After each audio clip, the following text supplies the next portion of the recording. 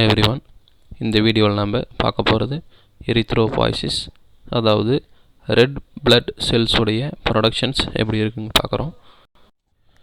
எரித்ரோபாய்சிஸ் அப்படின்னா the process of the origin and development and maturation of the erythrocytes or red blood cells.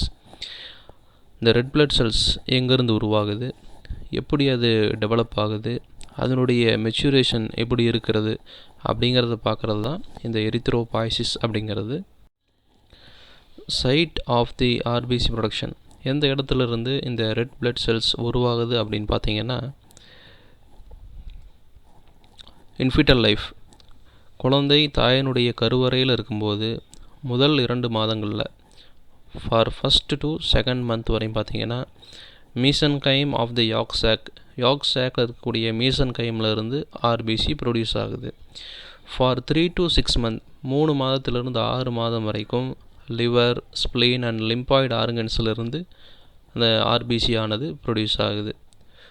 From the 7th month to till birth, 7வது மாதத்திலிருந்து குழந்தை பிறக்கின்ற வரைக்கும் பார்த்திங்கன்னா liver and phone மேரோ, இந்த 2லிருந்து RBC produce ஆகுது. அடுத்தது in newborn to adult life, குழந்தை பிறந்ததிலிருந்து அது நல்லா வளர்ச்சி அடைந்து அடல்ட் ஆகிற வரைக்கும், அல்லது அதனுடைய லைஃப் லாங் எப்படி இருக்குன்னு பார்த்தீங்கன்னா அப் டு 20 இயர்ஸ் வரைக்கும் பார்த்தீங்கன்னா இந்த ஆர்பிசி ஆனது red bone marrow of the all bones, எல்லா போன்ஸில் இருக்கக்கூடிய ரெட் போன் மேரோவிலிருந்து உருவாகும். ஆஃப்டர் த 20 இயர்ஸ் பார்த்தீங்கன்னா இந்த ரெட் போன் மேரோவானது கொஞ்சம் குறைஞ்சிரும்.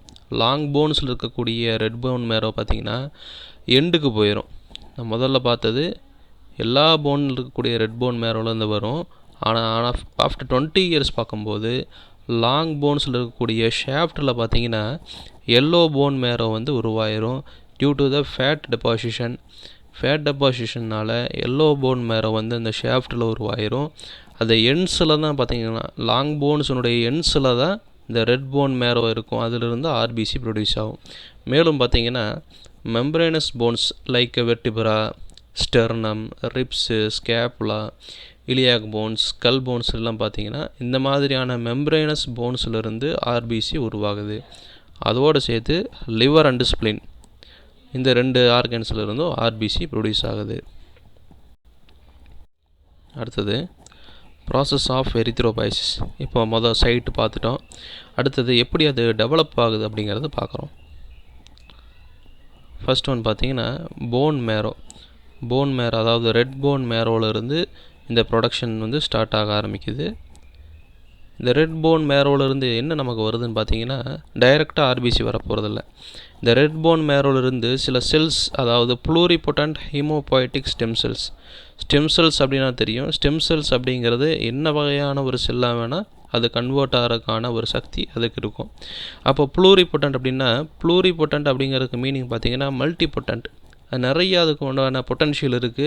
எதுக்கு உண்டான பொட்டன்ஷியல்? அது வந்து ஸ்டெம் செல்ஸாக இருக்கிறதுக்கான பொட்டன்ஷியல், அதாவது என்ன வகையான செல்ஸாக வேணால் அது உருமாறக்கூடிய அளவிற்கான ஒரு தகுதியும் திராணியும் அந்த செல்ஸுக்கு இருக்குது. இந்த ப்ளூரிபொட்டன்ட் ஹீமோபாய்டிக் ஸ்டெம் செல்ஸ் வந்து பார்த்திங்கன்னா அன்கமிட்டட் ப்ளூரிபொட்டன்ட் ஹீமோபாய்டிக் ஸ்டெம் செல்ஸாக மாறுது. அன்கமிட்டட் அப்படின்னு பார்த்தீங்கன்னா என்ன, இது அன்கமிட்டட் ஏன் அப்படி போட்டிருக்கிறோம் அப்படின்னா, இந்த ஸ்டெம் செல்ஸ், இந்த வகையான ப்ளூரிபொட்டன்ட் ஹீமோபாய்டிக் ஸ்டெம் செல்ஸ் என்ன வகையான பிளட் குரூப்பாக, என்ன வகையான பிளட்டாக, அதாவது பிளட் செல்ஸாக, இன்கேஸ் பார்த்திங்கன்னா ஆர்பிசியாக மாறலாம், அல்லது டபிள்யூபிசியாக மாறலாம், அல்லது பிளேட்லெட்ஸாக மாறலாம். இந்த மாதிரி எந்த வகையான ஒரு பிளட் செல்ஸாக வேணால் மாறக்கூடிய தன்மை இந்த அன்கமிட்டட் ப்ளூரிபொட்டன்ட் ஹீமோபாய்டிக் ஸ்டெம் செல்ஸ்க்கு இருக்குது. இந்த அன்கமிட்டட் என்ன ஆகும் பார்த்திங்கன்னா கமிட்டட் ப்ளூரிபொட்டன்ட் ஹீமோபாய்டிக் ஸ்டெம் செல்ஸாக மாறும். இப்போ இருக்கக்கூடிய இந்த கமிட்டட் ப்ளூரிபொட்டன்ட் ஹீமோபாய்டிக் ஸ்டெம் செல்ஸ் தான் அடுத்ததாக காலனி ஃபார்மிங் பிளாஸ்டோசைட்ஸை உருவாகுது. இந்த கமிட்டட் ப்ளூரிபொட்டன்ட் வந்து இன்னும் 2 வகையாக வந்து உருவாகும். அதில் நம்ம குறிப்பாக இந்த ஆர்பிசிக்காக பார்க்க போகும்போது காலனி ஃபார்மிங் பிளாஸ்டோசைட்ஸாக இந்த கமிட்டட் ப்ளூரிபொட்டன்ட் ஹீமோபாய்டிக் ஸ்டெம் செல்ஸ் உருவாகுது. இப்போ இது கமிட் ஆயிடுச்சு. எதுக்காக? ஆர்பிசி உருவாக்கணும் அப்படிங்கிறதுக்காக கமிட் ஆயிடுச்சு. அது என்னவா கன்வெர்ட் ஆயிடுச்சு? காலனி ஃபார்மிங் பிளாஸ்டோசைட்ஸாக கன்வெர்ட் ஆயிடுச்சு. இது ஏன் காலனி ஃபார்மிங் அப்படின்னு பார்த்தீங்கன்னா, இந்த செல்ஸ் எடுத்து நம்ம கல்ச்சர் பண்ணி பார்க்கும்போது அது வந்து காலனிஸாக உருவாகுது. அதனால தான் இதுக்கு பேர் காலனி ஃபார்மிங் பிளாஸ்டோசைட்ஸ். இந்த காலனி ஃபார்மிங் பிளாஸ்டோசைட்ஸு அடுத்து என்னவா உருவாகுது அப்படின்னா, காலனி ஃபார்மிங் பிளாஸ்டோசைட்ஸ் ஹைஃபன் போட்டு போட்டிருக்கிறோம். இந்த ஈக்கு என்ன அர்த்தம்னு பார்த்தீங்கன்னா, அது erythrocyte. Colony forming blastocyte hyphen erythrocyte. அப்போ காலனி ஃபார்மிங் பிளாஸ்டோசைட்ஸ்லேருந்து இன்னும் நிறைய வகையான செல்ஸ் உருவாகும். நம்ம இங்கே குறிப்பாக பார்க்க போகிறது காலனி ஃபார்மிங் பிளாஸ்டோசைட்ஸ் டு எரித்ரோசைட்ஸ். இந்த சிஎஃப்பியிலிருந்து தான் நமக்கு வரக்கூடிய கடைசியான பை ப்ராடக்டாக இருக்கக்கூடிய ரெட் பிளட் செல்ஸ் கடைசியாக உருவாகுது. அடுத்தது பார்த்திங்கன்னா, இந்த சிஎஃப்பியிலிருந்து இந்த ஆர்பிசி எப்படி உருவாகுது? காலனி ஃபார்மிங் பிளாஸ்டோசைட்ஸ் ஹைஃபன் எரித்ரோசைட்ஸிலிருந்து ரெட் பிளட் செல்ஸாக எப்படி வந்து கன்வெர்ட் ஆகுது? அதில் கிட்டத்தட்ட பார்த்திங்கன்னா ஒரு 6 ஸ்டேஜஸ் கடந்து தான் ஆர்பிசியாக வந்து கன்வெர்ட் ஆகுது. ஃபஸ்ட்டு ஸ்டேஜ் என்னென்னு பார்த்தீங்கன்னா pro erythroblast. Second stage early normoblast. Third intermediate normoblast. Fourth late normoblast. Fifth reticulocyte. And last one பார்த்தீங்கன்னா மெச்சூர்டு எரித்ரோசைட். இப்போ இந்த சிஎஃப்பி எரித்ரோசைட்லேருந்து ஆர்பிசியாக கன்வெர்ட் ஆகிறதுக்கு சில சேஞ்சஸ்லாம் நடக்கும்.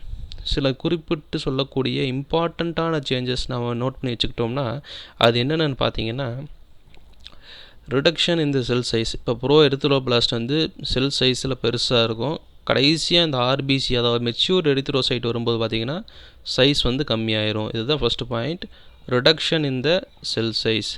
Second one, disappearance of the nucleoli and nucleus. இந்த செல்ஸ்குள்ளே இருக்கக்கூடிய நியூக்ளியஸும் நியூக்ளியோலையும் பார்த்திங்கன்னா கடைசியாக வர டிஸ்அப்பியர் ஆயிரும். Appearance of the haemoglobin. Pro எரித்ரோபிளாஸ்டில் இருக்கும்போது ஹீமோக்ளோபின் வந்து வெளியே தெரியாது. ஆனால் கடைசியாக வர ஹீமோக்ளோபின் வெளியே தெரிய ஆரம்பிக்கும். Cytoplasmic staining property change. இந்த செல்ஸுக்குள்ளே இருக்கக்கூடிய சைட்டோபிளாசம் எப்படி வந்து ஸ்டெயினாக பண்ணும்போது நம்ம வந்து ஸ்டாண்டர்ட் ஸ்டெய்னிங் டெக்னிக்ஸ் யூஸ் பண்ணி அதை ஸ்டெயின் பண்ணி பார்க்கும்போது எந்தெந்த மாதிரியான அது அசிடோஃபிலிக்கா அல்லது பேசோஃபிலிக்கா எப்படி மாறுது அப்படிங்கிறத பின்னால் நம்ம பார்க்க போகிறோம். ஃபஸ்ட்டு ஸ்டேஜ் வந்து பார்த்திங்கன்னா ப்ரோ எரித்ரோபிளாஸ்ட். இந்த ப்ரோ எரித்ரோபிளாஸ்ட் எதிலிருந்து கிடைக்கிது பார்த்தீங்கன்னா, derived from colony forming unit erythrocytes. Colony forming unit எரித்ரோசைட்ஸிலிருந்து ஃபஸ்ட்டு ஒரு டெவலப் ஆகக்கூடிய அந்த செல்லுக்கு பேர் தான் ப்ரோ எரித்ரோபிளாஸ்ட்.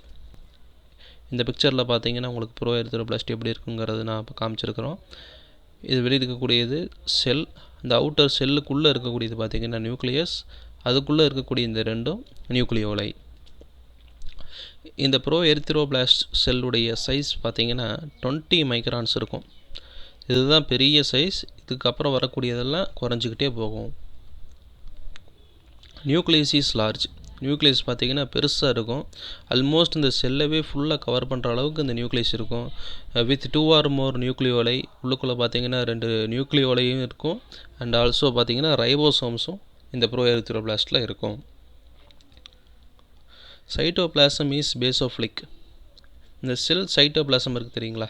இந்த செல்லுடைய சைட்டோபிளாசம் பார்த்திங்கன்னா பேசோஃபிலிக் அப்படிம்பாங்க. இந்த பேசோஃபிலிக் அப்படின்னா என்னன்னுங்கிறது நம்ம அடுத்த ஸ்லைடில் பார்க்கலாம். இந்த ஸ்டேஜில் இன்னும் குறிப்பாக சொல்லக்கூடிய இன்னொரு விஷயம் பார்த்திங்கன்னா ஹீமோக்ளோபின் சிந்தசிஸ் ஸ்டார்டட்.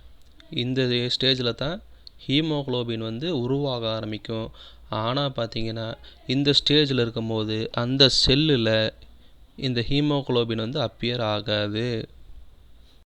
அடுத்தது நம்ம முன்னே பார்த்தோம் இல்லையா, பேசோஃபிலிக்னா என்ன, அசிடோஃபிலிக்னா என்னங்கிறது இந்த ஸ்லைட்டை நம்ம பார்க்கலாம். H and E staining, haematoxylin and eosin. Haematoxylin and இயாசினில் பார்த்தீங்கன்னா இந்த ஸ்டெய்னிங் டெக்னிக் வந்து ஒரு ஸ்டாண்டர்ட் ஸ்டெய்னிங் டெக்னிக் அண்ட் ஒரு கோல்டு ஸ்டாண்டர்ட் ஸ்டெய்னிங் டெக்னிக். இது வந்து பார்த்திங்கன்னா பேத்தாலஜிஸ்டால் காமனாக யூஸ் பண்ணக்கூடிய ஒரு ஸ்டெய்னிங் டெக்னிக். இது எதுக்காக யூஸ் பண்ணுறாங்க அப்படின்னா, it is used to differentiate the cellular structure. Cellular structures ஒவ்வொன்றுக்குள்ளேயும் என்ன மாதிரியான அந்த கோல்கை பாடிஸோ, எண்டோபிளாஸ்மிக் ரெட்டிகுலமோ, நியூக்ளியஸோ, நியூக்ளியாலையோ ஒவ்வொரு ஸ்ட்ரக்சரையும் டிஃப்ரென்ஷியேட் பண்ணி பார்க்கறதுக்காக இந்த ஸ்டெய்னிங்ஸ்லாம் யூஸ் பண்ணுவாங்க. அந்த சைட்டோபிளாசம் எப்படி இருக்குது, அது அசிடிக்காக இருக்கா, அது பேஸாக இருக்கா அப்படிங்கிறத டிஃப்ரென்ஷியேட் பண்ணி பார்க்குறக்கும் இந்த ஸ்டெய்னிங் டெக்னிக் வந்து யூஸ் பண்ணுறாங்க.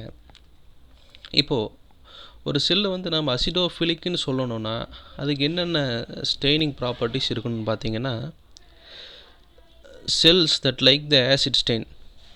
ஒரு செல் இருக்குது, நம்ம அசிடிக் ஸ்டெயின் ஊற்றி பார்க்கும்போது அது வந்து அப்சர்வ் பண்ணிக்குது, அது வந்து லைக் பண்ணுது அப்படின்னா அது வந்து அசிடோஃபிலிக் செல்ஸாக இருக்கும். இப்போ பார்த்தீங்கன்னா இங்கே இயாசின் அப்படிங்கிறது ஆசிட் ஸ்டெயின். இந்த ஆசிட் ஸ்டெயின் நாம் அந்த செல்லில் கலக்கி பார்க்கும்போது அது அந்த செல் எடுத்துக்கிச்சுன்னு வைங்களேன், அது வந்து acidophilic cells. Cells that dyed red to the acidic stain are acidophilic. நாம் இந்த ஸ்டெயினை வந்து ஊற்றி பார்க்கும்போது அந்த செல்ஸ் மேலே நம்ம அப்ளை பண்ணி பார்க்கும்போது பார்த்திங்கன்னா அந்த செல்ஸ் வந்து ரெட்டாக மாறிடும். அந்த டையை வந்து அப்சர்வ் பண்ணி, இந்த ஸ்டெயினை அப்சர்வ் பண்ணி அது வந்து ரெட் கலரில் மாறிடும். அப்போ நம்ம தெரிஞ்சுக்கலாம் இந்த செல் வந்து அசிடோஃபிலிக்காக இருக்குது, அதாவது ஆசிட் ஸ்டெயினை வந்து விரும்புது.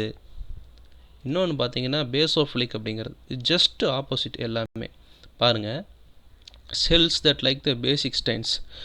பேசஸ்லாம் நம்ம ஊற்றும் போது, பேசஸில் நம்ம அப்ளை பண்ணி பார்க்கும்போது பார்த்திங்கன்னா அந்த செல்ஸ் வந்து அதை ரொம்ப பிடிச்சி போய் அதை வந்து எடுத்துக்குதுன்னு வைங்க, அதுக்கு பேர், அந்த செல்ஸுக்கு பேர் பேசோஃபிலிக் செல்ஸ்.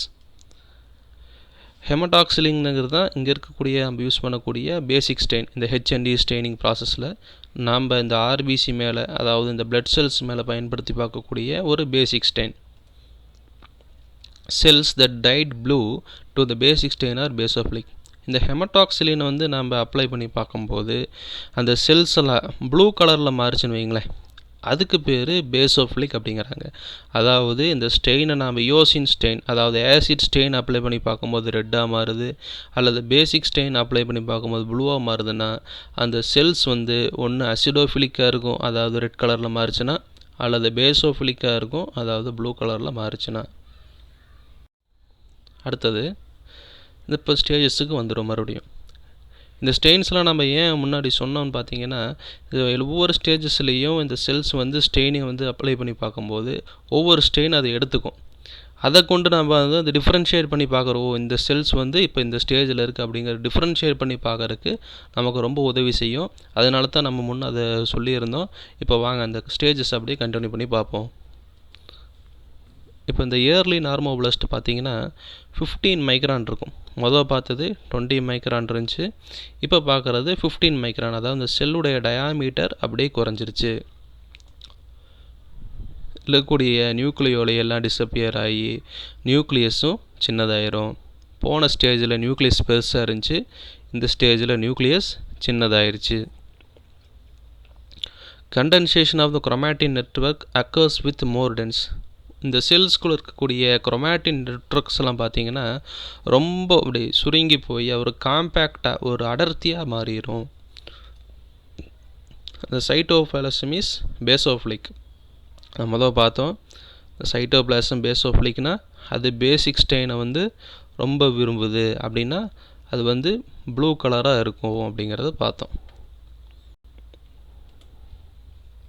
ஸோ இந்த சைட்டோபிளாசம் வந்து பேசோஃபிலிக்காக இருக்கக்கூடிய காரணத்தினால இந்த இயர்லி நார்மோபிளாஸ்ட் அப்படிங்கிற இந்த ஸ்டேஜில் இருக்கக்கூடிய செல்ஸை நம்ம என்னன்னு சொல்லலாம், பேசோஃபிலிக் எரித்ரோபிளாஸ்ட் அப்படின்னு நம்ம இங்கே சொல்லலாம். அடுத்தது இன்டர்மீடியேட் நார்மோபிளாஸ்ட். இதோடைய சைஸ் பார்த்தீங்கன்னா 10 to 12 மைக்ரான்ஸ், அப்படியே சைஸ் குறைஞ்சிட்டே வரும். இந்த செல்ஸ்லேயும் பார்த்தீங்கன்னா நியூக்ளியஸ் வந்து பார்த்தீங்கன்னா கொஞ்சம் தெரியும் நமக்கு, ஸ்டில் தேர். இந்த செல்ஸில் இருக்கக்கூடிய குரோமாட்டின் நெட்வொர்க் பார்த்தீங்கன்னா இன்னும் கண்டென்ஸ் ஆகி, இன்னும் காம்பேக்ட் ஆகி, இன்னும் டென்ஸ் ஆகி அப்படியே சின்னதாக போயிடும். Cytoplasm is already basophilic. Cytoplasm ஏற்கனவே பேசோஃபிலிக்காக தான் இருந்துச்சு. போன ஸ்டேஜ்லாம் பார்த்துட்டு வந்தோம், பேசோஃபிலிக்காக இருந்துச்சு. இந்த ஸ்டேஜில் தான் பார்த்தீங்கன்னா ஹீமோக்ளோபின் அப்பியர் ஆக ஆரம்பிக்கும். ப்ரோ எரித்ரோபிளாஸ்ட் ஸ்டேஜ்லேயே ஹீமோகுளோபினுடைய சிந்தசிஸ் இருந்தாலும் இன்டர்மீடியட் நார்மோபிளாஸ்ட் அப்படிங்கிற இந்த ஸ்டேஜில் தான் ஹீமோகுளோபின் நல்லா அப்பியர் ஆக ஆரம்பிக்கும். ஸோ இந்த ஸ்டேஜில் ஹீமோகுளோபின் நல்லா தெரியுது அப்படிங்கிறங்காட்டி, இந்த ஸ்டேஜில் ஹீமோகுளோபின் வெளியே வந்துருச்சு அப்படிங்கிறங்காட்டி இது என்ன ஆகும் அப்படின்னா, நம்ம இதை ஸ்டெயின் பண்ணி பார்க்கும்போது இதில் both acidic and basic stain வந்து இந்த செல்லில் இருக்கும். இன்டர்மீடியட் நார்மோபிளாஸ்டில் ஹீமோகுளோபின் இருக்குங்காட்டி அது அசிடோஃபிலிக்காகவும் இருக்கும். ஆல்ரெடி சைட்டோபிளாஸ்டில் இந்த பேசிக் ஸ்டெயின் பேசோஃபிலிக்காக இருந்தங்காட்டி இந்த செல்லு பார்த்திங்கன்னா போத் அசிடிக் அண்ட் பேசிக் ஸ்டெயின்ஸில் வந்து நமக்கு ஸ்டெயின் பண்ணலாம். ஸோ அதனால் பார்த்திங்கன்னா இந்த செல்லுக்கு பேர் பாலிக்ரோமோஃபிலிக் எரித்ரோபிளாஸ்ட். பாலிக்ரோமோஃபிலிக் எரித்ரோபிளாஸ்ட் போத் அசிடோஃபிலிக்கும் இருக்குது, பேசோஃபிலிக்கும் இருக்குங்காட்டி இந்த செல்லுக்கு பேர் பாலிக்ரோமோஃபிலிக் எரித்ரோபிளாஸ்ட். அடுத்தது லேட் நார்மோபிளாஸ்ட்.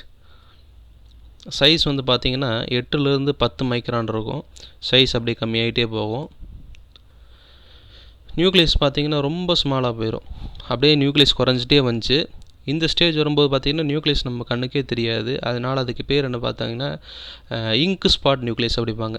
ஒரு துளி இங்க் எடுத்து நம்ம ஒரு பேப்பரில் வச்சோம்னா எப்படி இருக்குமோ அதே மாதிரி அந்த நியூக்ளியஸ் வந்து பார்த்திங்கன்னா ரொம்ப சன்னமாக போயிடும், ஒன்றுமே தெரியாத மாதிரி ஆகி போயிடும். And disintegrates at the next stage. அடுத்த ஸ்டேஜுக்கு போகிறக்கு முன்னாடி பார்த்திங்கன்னா இந்த நியூக்ளியஸ் டிஸ்இன்டகிரேட் ஆகி போயிடும், அது அப்படியே உடஞ்சி போயிடும், அந்த நியூக்ளியஸ் அப்படியே காணாமல் போயிடும்.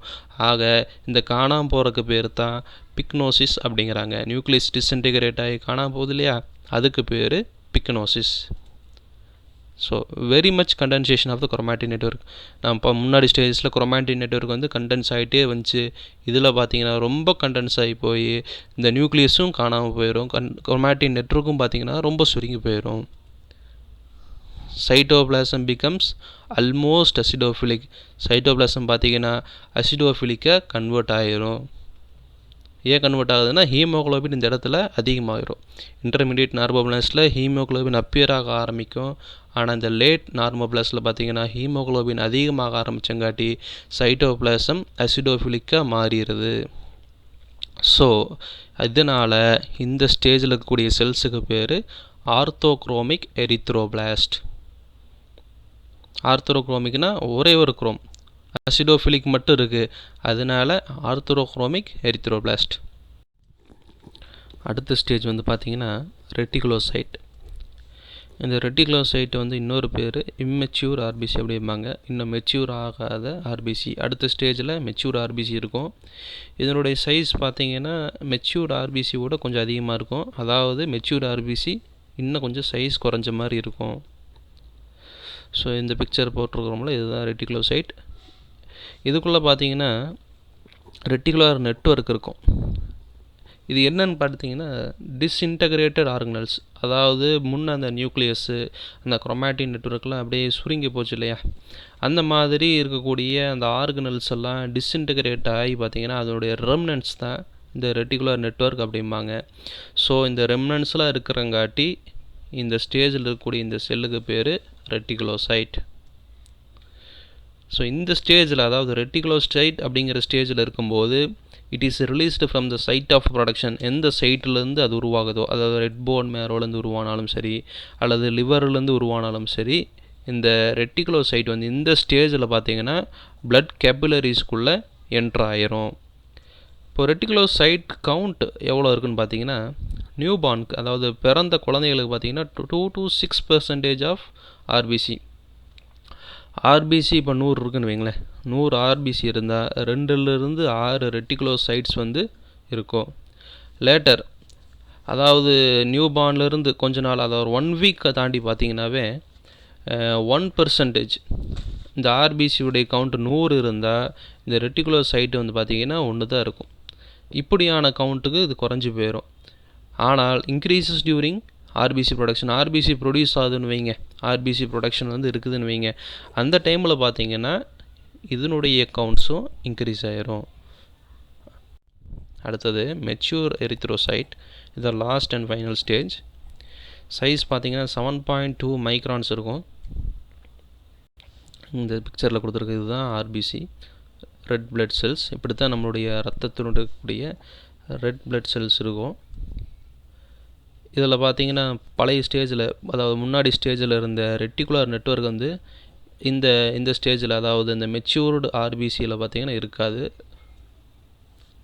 இந்த ஆர்பிசி பார்த்தீங்கன்னா பை கான்கேவ் ஷேப்பில் இருக்கும். இங்கே கொடுத்துருக்குறாங்களா இல்லையா, இதுதான் வந்து பை கான்கேவ். இந்த சைடு இருந்து பார்த்தாலும் கான்கேவாக இருக்கும், அப்படி திருப்பி பார்த்தாலும் அது கான்கேவாக தான் இருக்கும். RBC contains the haemoglobin without any nucleus. So time for the development and maturation. எத்தனை நாளில் வந்து ஆர்பிசி டெவலப் ஆகுது, எத்தனை நாளில் வந்து மெச்சூர் ஆகுதுன்னு பார்த்தீங்கன்னா, ஃப்ரம் ப்ரோ எரித்ரோபிளாஸ்ட் டு ரெட்டிகுலோசைட், அதாவது ஃபஸ்ட்டு ஸ்டேஜிலிருந்து 5th ஸ்டேஜ் வரைக்கும் 5 நாள் எடுத்துக்குது. வித்தின் 5 டேஸில் வந்து பார்த்திங்கன்னா ப்ரோ எரித்ரோபிளாஸ்ட்லேருந்து ரெட்டிகுலோசைட்டாக கன்வெர்ட் ஆகிரும். ஃப்ரம் த ரெட்டிகுலோசைட் ஸ்டேஜிலிருந்து மெச்சூர் ஆர்பிசியாக அது உருவாகிறதுக்கு 2 நாள் எடுத்துக்குது. ஸோ டோட்டலாக பார்த்தீங்கன்னா 7 டேஸ் காலனி ஃபார்மிங் யூனிட் எரித்ரோசைட்டில் இருந்து ஒரு மெச்சூர்டு ஆர்பிசியாக இது உருவாகிறதுக்கு 7 நாட்கள் தேவைப்படுகிறது. தேங்க்யூ. இந்த வீடியோ உங்களுக்கு பிடிச்சிருந்தா லைக் பண்ணுங்கள், ஷேர் பண்ணுங்கள், சப்ஸ்கிரைப் பண்ணுங்கள்.